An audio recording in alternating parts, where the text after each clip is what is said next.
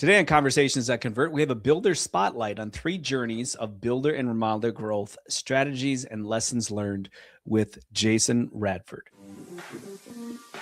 Welcome to Conversations That Convert. Each week, Rick teams up with industry experts to tackle practical strategies in lead generation, marketing, and sales for remodelers, home improvement companies, and custom builders. From practical tips to deep industry insights, we cover everything you need to grow a stronger, smarter business. Brought to you by Builder Lead Converter, your perfect sales assistant. Hey everyone, welcome to Conversations That Convert. We have a special guest with us today, Mr. Jason Radford, the one, the only, the infamous Jason Radford from Radford Building Company. Jason, welcome to the show. Hey Rick, I appreciate you having me here today. So we are going to be speaking in February in Orlando at the International Builders Show. And this is a bit of a warm-up where Jason's going to share a little bit about his story, his journey. And if you can't make it to the show, you're going to be able to hear his story now. And if you can make it, you like this story, come on to the Builders Show in Orlando. We're going to be speaking at the Custom Homes and Remodeling track. And I'll be speaking with Jason and 2 other builders. And really looking forward to that conversation. But Jason, let's start out with this. Give us a little bit of company background on Radford Building Company. Yeah, sure, Rick. So I started Radford Building Company back in 2020, just before the pandemic hit. So that brought some unique challenges. I have been in custom home building since 2009, I think it was. And so I worked for about 11 years or so with a local builder and decided it was time to start my own outfit, and did that, as I mentioned, in 2020. And so we started out, we did have a good opportunity there where we were in a market where I had established relationships with some customers, designers, and different things. So I was able to hit the ground running with some good projects, custom homes, additions, renovations. So we've been at it now for about 6 years and have implemented a flurry of things over the last 6 years that we've tried to help grow the business and get us to where we are today. Yeah, you've been a client here for a few years, and so we've seen the growth and kind of the things that you have implemented. So you are doing custom homes and remodeling, and you're in the Raleigh-Durham kind of the triangle area. Is that right? Yes, that is right. We're here in the Durham area for sure. And we are focused on really a custom design build experience is what I tell people, which obviously includes custom homes, additions, remodels. We just love building unique and creative things for people. So if they come to us with a need or an idea, we love to partner with them. And we do all that in-house through our partnerships. We have engineers, designers, to really give them the white glove experience to really help, hold their hand and guide them through every step of the way, so we can really map things out for them. Yeah. So custom homes, you're doing scattered lot. The client either has acquired a lot or has found a lot to build on. And renovations, it looks like focusing on like additions, whole home remodels, ADUs, kitchens, that sort of thing, kind of larger projects. Yeah, it's very much like you said. We do not do any speculative builds. So we work exclusively with clients that find a lot. And we work to curate and craft the design that works for them for that particular lot. And yeah, additions, renovations, I always tell people, at the Heartbeat, we love helping. We love to help people create spaces. Obviously, when you get to a certain point in business size, there are certain projects that don't make sense anymore because we would have to charge so much for them. But I always like to have a conversation with people if there's any merit to it. And so we explore that. And then, really for us, Rick, we're so relationship driven that once we sign up with the client and we do a project with them, I always tell them, hey, listen, anything that you have down the road, let us know. So we will do much smaller projects for past clients because you've got that relationship established. Keep the foot in the door, right? For when you want to do the big That's project. Right. We want to be their go-to builder for forever, really. Right. Yeah. They have an attorney and they have a builder, and you're the builder. That's right. That's right. And then as far as sales volume, What do you know what you'll do here in 2025? 25 as far as total revenue, Mhm. you mean as far as construction? Well, so we have construction revenue. We also have pre-construction revenue, design Yeah. revenue in that, because we do charge for estimating. We do charge for planning. All in all, we will finish out. This will be the strongest year we've had to date. And I'm excited to say we will, I think we will be just north of 3 million this Good year for you. That's great. in revenue. So that is up significantly from the last several years. And so we're excited about that. And then looking into 2026, right now we're projecting about 3.8 to 4 million right now, give or take, for next year. So again, we're excited about that as well. Correct me if I'm wrong, but it seems like you've grown about 1 million every year since we started partnering together. Does that sound right? Yeah, I wish. Not quite. Not quite. Okay. We actually got stagnated for about 3 years running. We were just south of 2 million. Okay. And so we were kind of stagnated. And so we made some changes to try to get over that hurdle. And we're still making those. I mean, we are far from a rival. So yeah. Always a work in progress. That's interesting in that you were stagnated at 2. Now you got to 3 and you're projecting almost 4 for next year. What were some of those barriers that you identified and were able to remove to kind of get you over the hump? Yeah, I think it was some key team members. You know, I'm fortunate that I partnered with you. I don't even know if it's been like 3 years or so. I think we're going into the year 3. Yeah. Yeah, I'm fortunate that we've had this in place for a while, and I think this system has helped. I think we did have some good projects that signed up with us back in 24, new homes that really brought our revenue up. So some really marquee projects. Also, too, some personnel changes. We did have some folks on staff that just weren't able to produce. And so they did bring our cost up while our revenue production wasn't necessarily in correlation with that. So we, I had to make some hard decisions, as any business owner does, that hurt. It took me too long to make some of those, but I finally did. So I think that cut some bleeding loose. And then we've made some key hires even late this year that have helped increase our capacity as we get late into this year. And then as we go into 2026, I think that's helped a lot. Also, one big thing we've done recently, and this is through an APB preferred partner, we just hired a virtual assistant overseas to help really help augment me, because everything we do is cloud-based. So that has started to become quite helpful, and looking forward to building on that. Yeah. That's great. I think we interviewed them. I forget the name of the company. I did a podcast with them. They're out of Australia, right?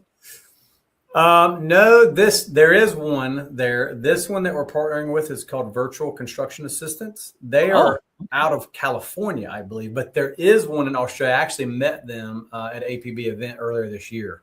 The folks from Australia. So okay, yeah. Good. Well, I hear more and more of that where guys are taking on virtual assistants, and by and large, it's been positive feedback. People are really happy with some of the things that they're able to get done. But let's talk a little bit. Let's jump into your process and system improvements. So again, just to provide a little bit of perspective here, you're going to do about 3 million this year. How does that break down between remodeling and custom homes? You had to ask. Oh man, if I had to knee jerk it this year, because we did have 2 big custom builds that really helped get us up to that, bolstered up to the 3 mil. Probably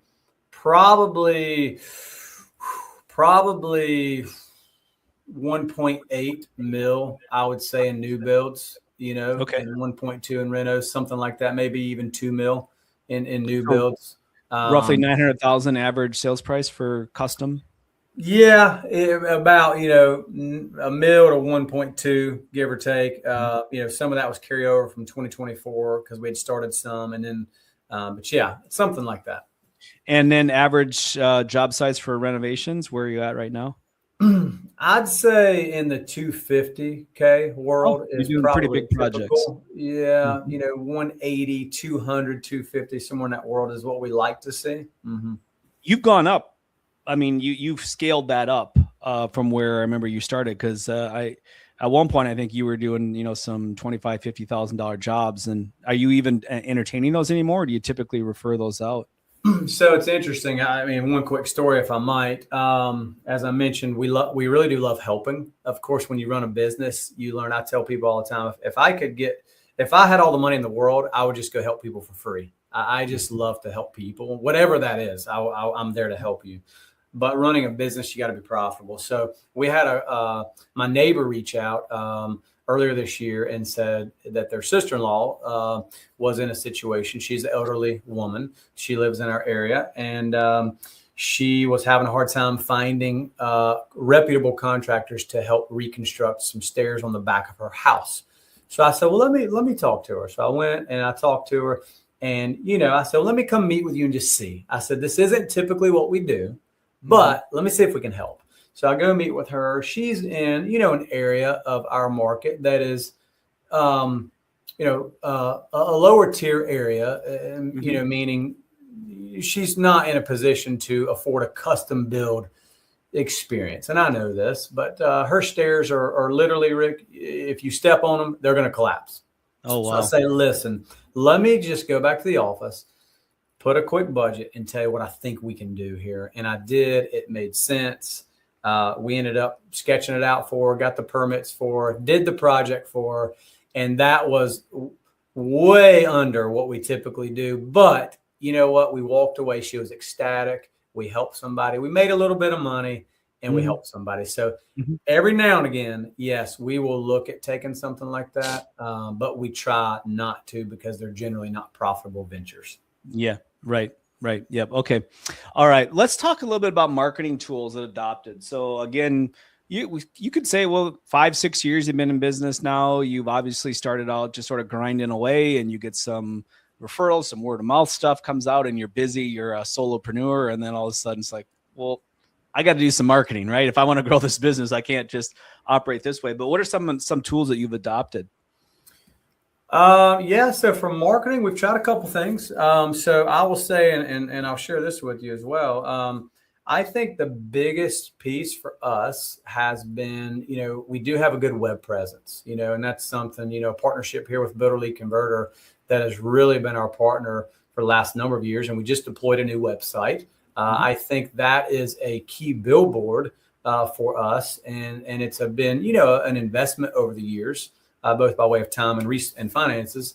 I did get a call just yesterday, Rick, and for a custom build. And I said, hey, what prompted you to reach out to us? And their answer was, we found your website and it looked better than anybody else's. And we love the interactive nature of it. And so we'd love to sit and chat. So that has been a big piece. We have also partnered with House in the past and tried to do some advertising there. That hasn't worked so well for us on the custom build side. So we've done a couple local ads in a few magazines, but nothing major. I think looking into 2026 for us, the big thing is going to be an SEO optimization and really trying to get people to come to our site so that they can really get the information they're looking for and we can connect with them. Yeah, I agree with that. I think that's the right step too. And then, once you get that optimized, it's not just SEO now, it's GEO, because you're also playing with chat searches and AI searches and that sort of thing. But once you get that optimized, then you start like, okay, well, am I happy, or do I move into paid ads, paid social? Yeah. Go that route as well. You're going to have a video package on your website, and I know that. I'm excited. I was just reviewing those. They're almost ready. So it's going to be, I can't wait to see it. And done. Yeah. They are dotting the I's and crossing the T's right now. I just yes, saw sir. them a couple days ago. Well, that's great. So a couple other things. So you mentioned about employee challenges, client agreements, employee agreements, created some consistency.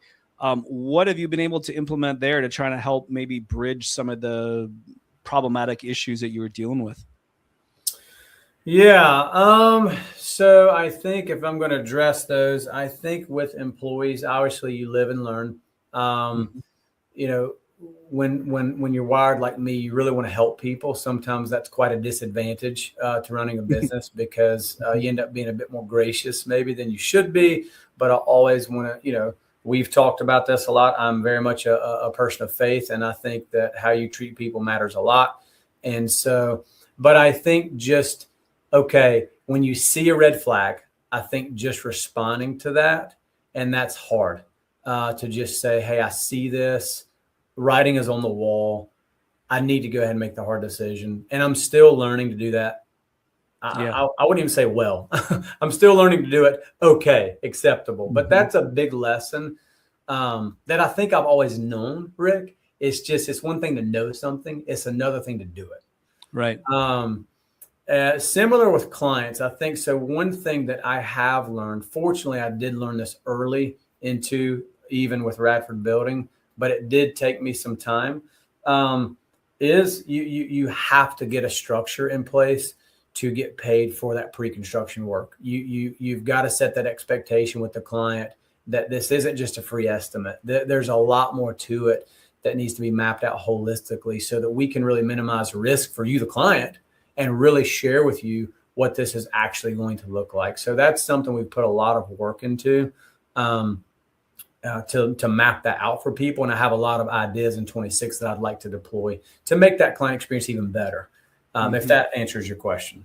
Yeah, I think I was just, again, having a conversation with another builder and he realized he was netting 3% when he finally figured out his numbers. And he said, well, he went from 3% to 9% net in 12 months. And Wow. So I asked him, I said, how did you do that? He goes, we just started charging more. And we were our own worst enemies in that we were the ones that were fighting price. The clients weren't fighting it. The clients saw value. They saw us as the experts and they were willing to pay us. It was our own issue. And so over 12 months, he tripled his net profit. And it was all he said it was really an internal battle, which is kind of interesting. And I think about that, Jason, as you mentioned, that pre-construction process.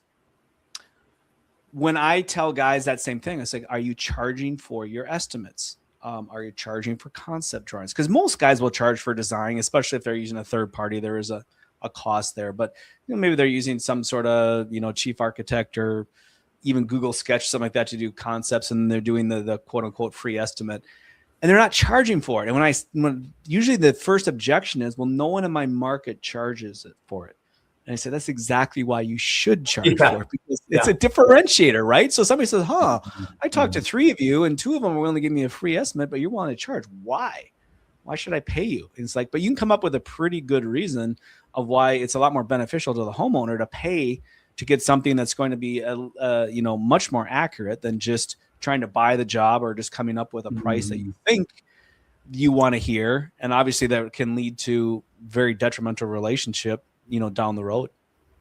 Yeah, I think another thing that we really work hard at, and one of the values with the pre-construction paid services, we operate on a fixed cost model for renovations, additions. And I think in the industry that the best contractors are willing to put their, if you will, their business on the line. When you've been doing this long enough, like I have, you should know your numbers well enough that you should be able to estimate most any project in such a way that you can offer the client, a fair enough market value price, but also a price that protects your margin, but also it de-risks for the client. They can sign a contract knowing, hey, it's going to cost $250,000 and it's not going to deviate from that, of course, with some exceptions, which you have to map out in your contract. And you have to share that with the clients in a verbal format, which I always just have a conversation with them and say, listen, I can't know the dirt below the ground unless if we, test the soils. So that could be something. And if it's a remodel, we may hit termite damage, or we may have some water damage that we don't know about, or there may be a plumbing line that we couldn't have seen in the wall. But these usually are very modest cost increases. They don't cost tens of thousands of dollars. And I think that's something too that again helps clients understand, if I'm paying for this service, at least de-risk it for me so that when I sign the contract, I know exactly what it's going to cost and I'm not hoodwinked 6 months down the road, because those are the horror stories that everybody hates. And my contractor said it was going to be X dollars, and at the end I would get a bill for double what he said it was going to be. Yeah, and I just think that's really bad for our industry. I always question too the sanity of builders that handed their client a sworn construction statement, on a, it's like, you really want to open that? That's Pandora's box, man. You open Yeah. that thing up. It's like, why did this cost so much? I can buy this at Home Depot for this much. Yeah, I don't do that. Yeah, no, it's crazy. It's nuts. And I was a GM for a custom builder years ago, and the owner decided to do a job, high-end home. They really hadn't done one that large before, and so he was a little bit gun shy to do it, and so he did it on a fixed cost, and it was a nightmare, Jason. Absolute nightmare. I mean, we got it closed, but it was back and forth, and I think the guy was an engineer anyway, and so he was just scrutinizing everything. But I will say this, I think, and you sort of mentioned it, is that when you go to that fixed cost, it forces you to do your pre-construction work. It forces you to dot the I's and cross the T's, and ultimately, yeah, it's good for you, but it's also good for the client.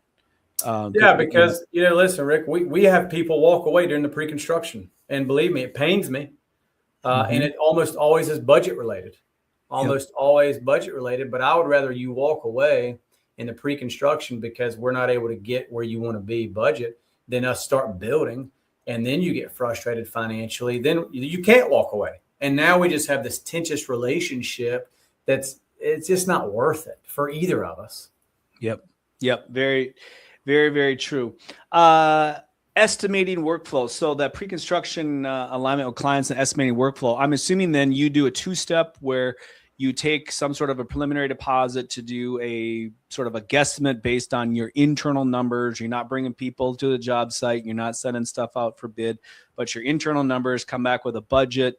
And then from there, they say, yeah, that looks good. And then you go into more of a professional services agreement or something like that. Is that your process? Yeah, very similar.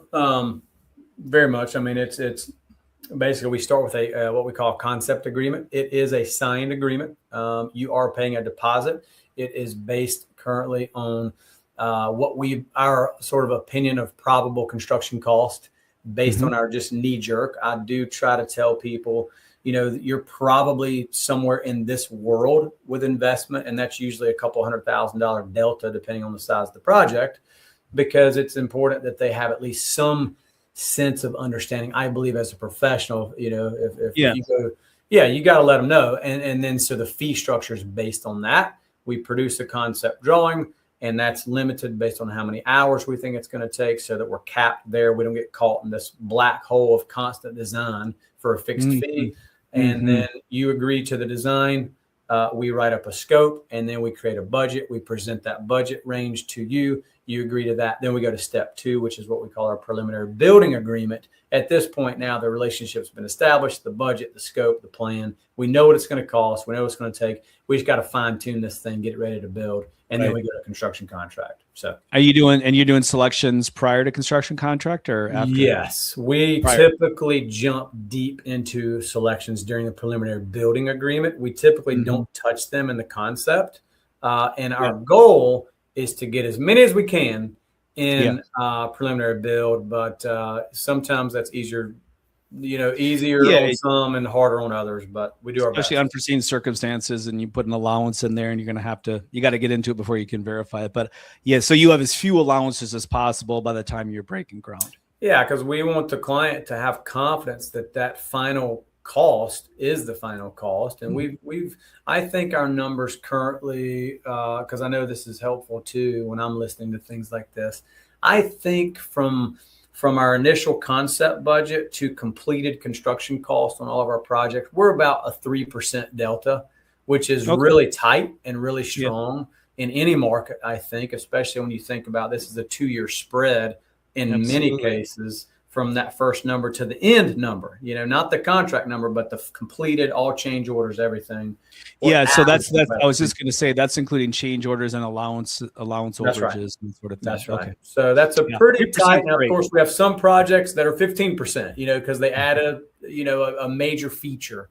But for most people, that's what I tell them. You need to plan for a 3 to 5% delta because something's probably going to change in your mind, and you want to add that. But we're proud of that because we want to keep people where we say they're going to be. Yeah, and change orders are a nightmare anyway. I mean, if you're going to have a mistake or you're going to have an unhappy customer, it usually comes through a change order. So the less the better. All right, let's talk a little bit more about scheduling and production enhancements. So, with your scheduling, you're using Builder Trend, is that right? No, well, we're using Co-Construct, so the sister company to Co-Construct. Builder Trend. Yep, yep. Yes. I was a Builder Trend user for 7 years at a previous organization, but I wanted to try something different. And then lo and behold, Builder Trend bought them anyway. So, Yep. Yeah. So you're one of the holdouts, right? The Co-Construct. I'm still holding out, man. It still works for me. It's been a great program, but I know my time is limited there because that's right. Yeah. At the some R&D point, you're is gonna get gone. that email saying we're done. I know. So it's in the back of my mind. One of the things you mentioned though is improving the client experience and managing expectations. So are you giving your clients access to Co-Construct? How much of it are you using as far as an interface between you, vendors, and your clients? Yeah, so we actually give our clients access as soon as they sign the concept agreement. So we have a model built out where we have basically a pre-construction process mapped out so we can document, welcome them in, show them the system. And then as we start meeting, another tool that we use is called Fathom. It's a note-taking tool. I'm sure a lot of the users, or listeners use something similar. So when we record an in-person meeting or a Zoom meeting, we're note-taking, and then we go in there and we have it noted, concept design meeting number 1. And we note the date, who was in attendance, where we were at, and then we break down and highlight everything we talked about, including budget, timelines, so forth and so on. And then we share that with the clients. We talk about it. And then every meeting from there on. So it's all documented. Every time we sit down and meet to talk, we can look back at that and really see the progression of how things have developed. I always ask for feedback. Hey, if I've missed something, please let me know. I'm not perfect. Please do. This is a team effort. This is a collaborative effort, if you will. So we want to invite them into that day one. And that's interesting. That's earlier than a lot of builders. And then for communication, then are you having them communicate through Co-Construct back and forth? Okay. 100%. And then are most of them putting the app on their phone and using that?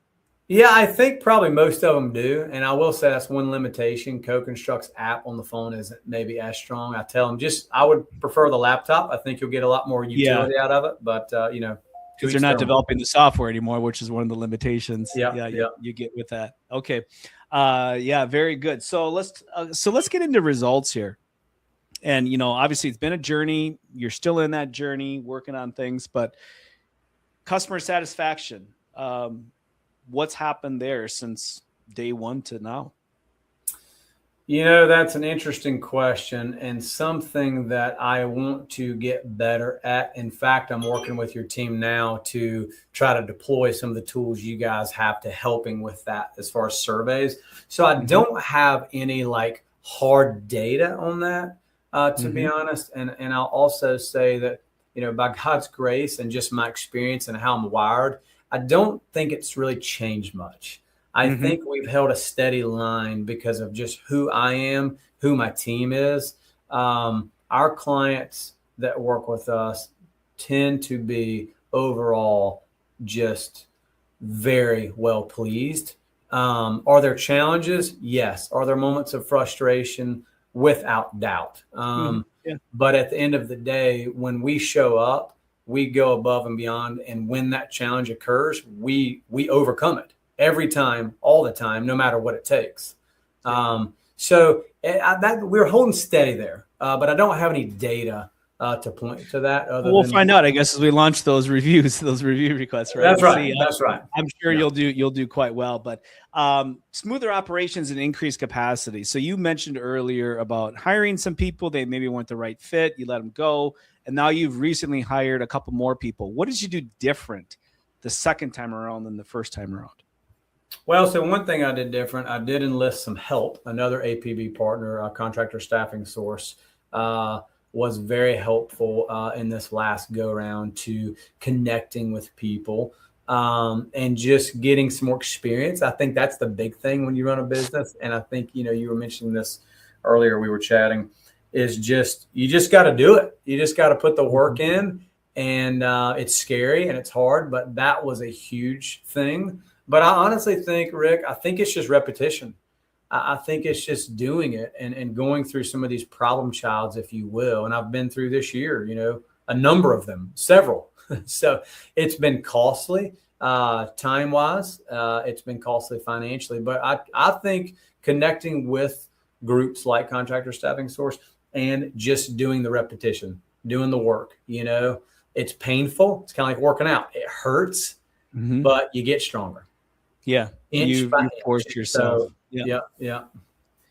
Force yourself to get uncomfortable. I say we learn a lot more in the valley than we do the mountaintop. And when we go through those challenges, it's like that is the God's great lesson, right? Is He'll use it for our good long term. It's just a little bit painful as you're going through it, right? And you're asking, okay, why? What are you trying to teach me here? That's right. And as far as scaling now, so you mentioned about getting to 4 million, you think you're going to be pushing that in 2026. Where do you see the company going? Do you want to stay at that 4 or 5 million? Do you want to go to 10? What does that look like, Jason? Oh man. I would say I'm an open book, Rick. I don't have a big aspirational goal. I did not start this business for money. To have anything in particular. I love what I do. I'm grateful for the opportunities God's given me. I am an open book. If I am going to show up and put the work in, bottom line. If God puts somebody in front of me, I'm going to show up and put the work in. If that results in a $10 million organization, I'm open to that.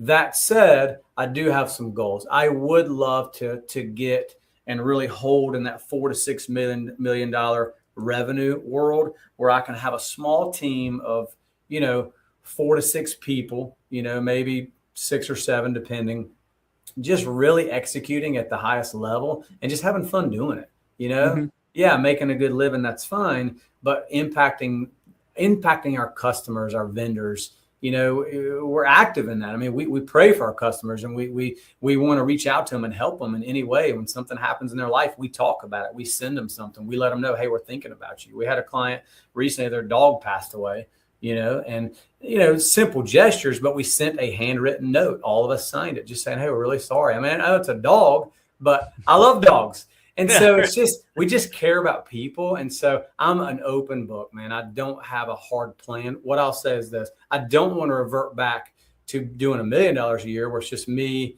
in my bedroom, running, because that's not really a company. I really aspire to run a small business that's impactful in people's lives. Mm-hmm.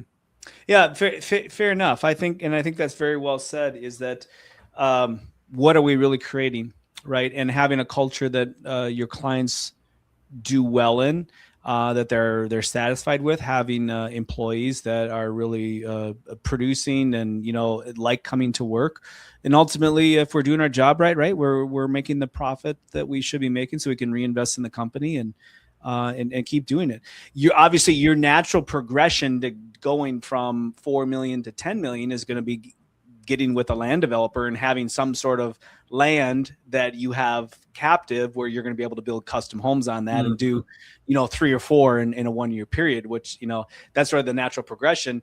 But, obviously that comes with challenges as well, capital and a lot more overhead with carrying that dirt and, what kind of terms can you get, so some guys go there, some guys don't. I have a client right now that has a $6.7 million spec home. They've had it over 12 months. They started at 795. So yeah, he's rethinking his whole spec strategy right now. That freaks me out, man. I remember having that conversation with him, Jason. I said, hey, there's always 3 questions you ask when you're making a big decision: is, what is the best possible outcome? What's the most likely outcome? And what's the worst possible outcome? And if you can survive the worst possible outcome and the most likely is acceptable, do it. And he did quite well with specs, but this one got up to that price point where it's like, when people spend that much money, at least in this location, they're not buying specs. They're building custom homes completely tailored to them. So lesson learned. Hopefully he'll have that thing sold sooner than later. And yeah, he will not be building any specs at 7 million anymore. Any final thoughts for somebody that is a year into their business, Jason, and they're listening to you of, 5 years of what you've been through, any suggestions or thoughts or wisdom you'd like to share? Yeah, I mean, I think a couple things. Obviously, I think pay attention most to just who you are, who you want to be, who your client is. I mean, just honestly show up, do the right thing all the time. I tell my team, I mean, if we do that, you keep a job site clean, you communicate, you show up when you say you're going to, and you execute at a high level. I mean, that's fundamental. So I think, this is true in anything in life. Focus on those fundamentals there first. Now, beyond that, yeah, you've got to work hard to implementing systems and getting things put into your business. Automate anything and everything you can. I've tried to do that. Still trying to get better at that. Time management is huge. I am still really wrestling with how to do that well, and I'm learning though as a business owner that my time really is valuable. I think that's been a hard lesson because, I tend to give my time very freely to people. And I think it's hard when you start to get, I'm going to say successful, but I don't like to use that word, honestly. But, I am running a $3 million business. So that feels successful enough. And so my time is more valuable now than it was. So I think as you get started, just understanding that and getting the right people and knowing too, you can't go at it alone. It's going to take a team if you want to have any real measure of success. And it's scary. I will tell you, it is much easier to do everything yourself than it is to hire people. But that's in the short term. In the long term, it's only going to hurt you more if you wait and wait and wait. And so, yeah, that's what I would say.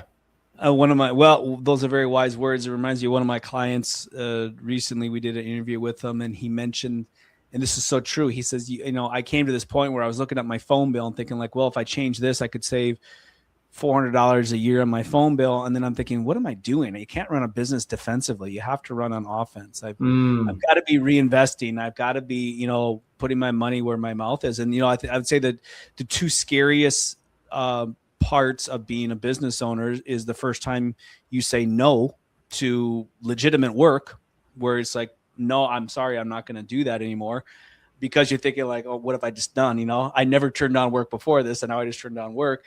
And then also is writing that first check to reinvest into your company, whether that be an employee or marketing or combination thereof. It's scary. Yeah, it's scary because you haven't seen the return yet. But once you do it for a year and you see the benefit that employee being able to take away that burden from you, so then you can focus on the things you should be focusing on, and how that frees you up and how you can grow. Or you see that marketing campaign you run and, oh, I brought in 3 clients. Oh, wow. Okay. Yeah. Let's reinvest and let's do it again or do it better. So, all of it is the challenge. That is for sure. And I think the biggest challenge too, as I've seen, is, now we're in a little bit of a slower market in a lot of places in the country. I'm not sure what Durham's like, but, a lot of places in the country are slower right now. And it's funny, Jason, because I see the guys that are younger in the business, and they get kind of scared, and they look at marketing and think like, oh, I should stop doing my marketing. And then I see the guys that have been doing it for 20 years, and they call me up and they say, Rick, I want to spend more. I'm going to invest more in marketing. I got to spend more now because it's harder to get a client. And so it's just that paradigm shift, is things you learn over time. It's like, yeah, whatever everyone else is doing, you probably got to do the opposite to really survive. Yeah, I would agree. And it's uncomfortable. And that's the other thing. Get comfortable with uncomfortable. And that is something I don't think we ever get truly comfortable with. But that's a place we got to be. We got to live there. The website is radfordbuildingcompany.com. If you'd like to see more about Jason, radfordbuildingcompany.com. Jason, thanks so much for joining us and sharing your journey. And for my brothers and sisters in Christ, may the grace of the Lord Jesus Christ, the love of God, and the fellowship of the Holy Spirit be with you all always. See you next time.